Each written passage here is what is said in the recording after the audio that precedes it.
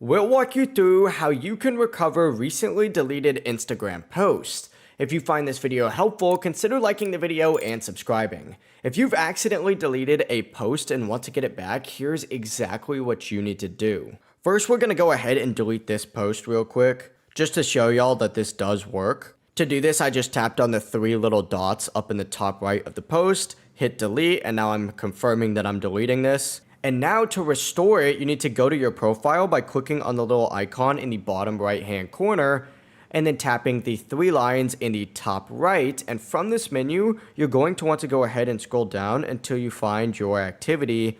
It should be located towards the top, but if it's not, scroll through here till you find it. Click on your activity and scroll down and find recently deleted. And as you can see in here, you can find any post or reels that you've deleted within the past 30 days. Keep in mind they're not going to stay here forever, and you can see exactly how many days are left before they're permanently removed at the bottom. They stay in here for 30 days exactly.